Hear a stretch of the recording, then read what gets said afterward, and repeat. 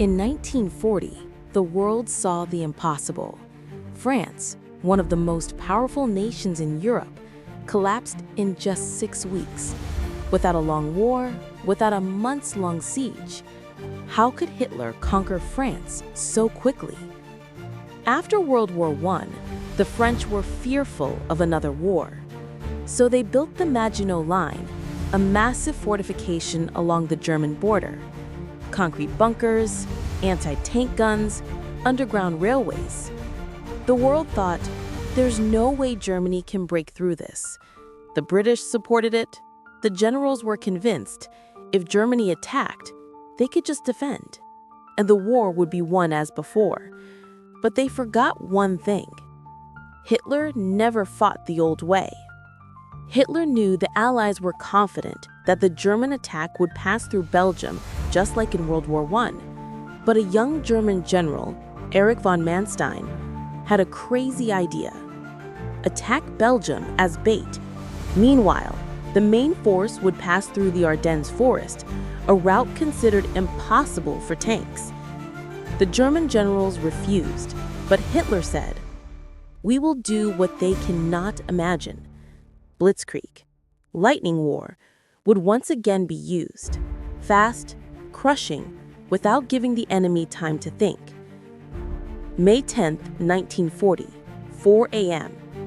The Luftwaffe planes bombarded the Netherlands, Belgium, and France simultaneously. Nazi paratroopers, Fallschirmjäger, landed on key bridges and fortifications. The British sent 300,000 troops to assist, but they didn't realize this was just a decoy. The main German attack was moving silently through the Ardennes forest. The Allies were sure tanks would be impossible to get through there. They were wrong. Within 48 hours, more than 1,000 German tanks emerged from the forest, right behind Allied lines. Western Europe had just fallen into the greatest trap of the 20th century. Belgium and the Netherlands struggled to hold out. Little did they know the Germans had already prepared paratroopers to seize bridges, air bases, and even their most powerful fortress, Fort Eben-Emael. This fortress was considered unbeatable, but within hours, German special forces laced it with explosives and the fortress surrendered. Belgium was taken by surprise, the Netherlands paralyzed.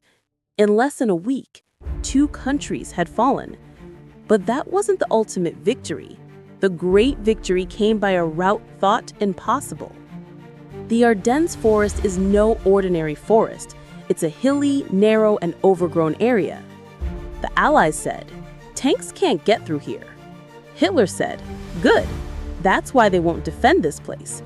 And sure enough, thousands of panzer tanks poured out of the forest, surprising the entire French army. Their defense line had been penetrated from behind. The Maginot Line was now useless. The Allies panicked. They were fire from the front, but the Germans were already behind them. All of Western Europe was now trapped. Having broken through the defense line, the Germans moved rapidly towards the coast. British and French troops were trapped in the small port city of Dunkirk. 400,000 Allied troops were now trapped on the seafront. Hitler ordered his troops to halt. Many historians believe this was Hitler's greatest mistake, because in the next 9 days, a miracle happened. Thousands of ships, from warships to fishing boats, came from England. They rescued 338,000 soldiers.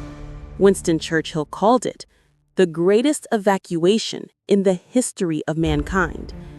Dunkirk was not a victory, but it prevented Britain from losing completely and kept the war going.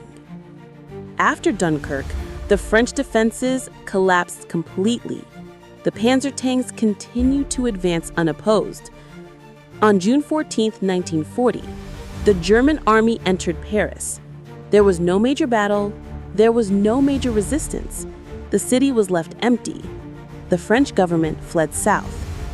Hitler ordered, "Don't destroy the monuments. Paris is mine, intact." For the first time in 70 years, the French capital fell to the enemy.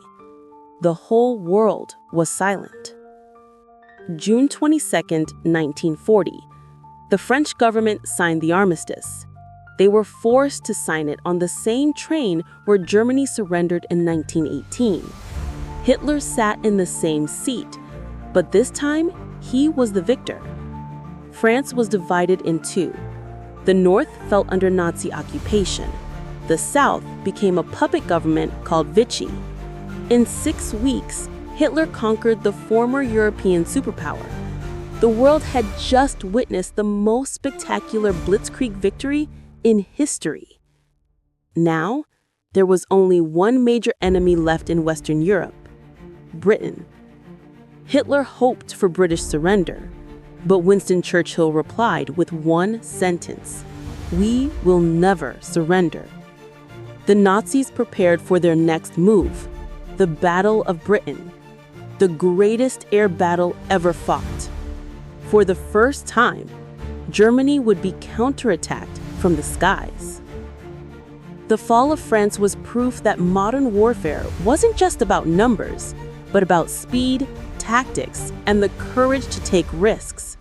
But Germany's swift victory instead plunged them into an even greater war. Because after France, Hitler would face an enemy he could not easily defeat: Britain. And from this, the history of World War II changed forever.